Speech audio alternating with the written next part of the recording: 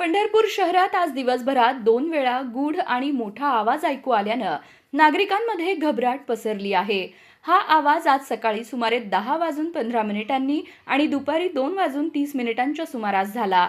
मागील 4 दिवसांपासून अधूनमधून असे आवाज येत असल्याची माहिती असून नेमका हा आवाज कशामुळे येतोय याबाबत अद्याप स्पष्टता नाही.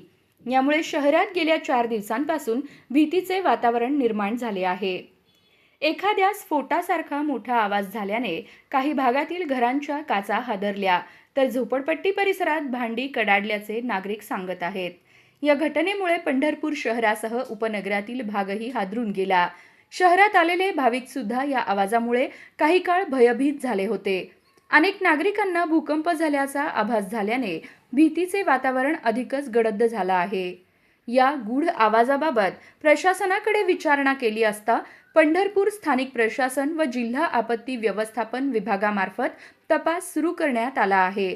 भूगर्भातील हालचाली, भूकंप सदृश परिस्थिती किंवा परिसरात घडलेली अन्य कोणती घटना याचा शोध घेतला जात असून लवकरच या रहस्यमय आवाजाचा उलगडा केला जाईल असं प्रशासनाकडून सांगण्यात आलं आहे.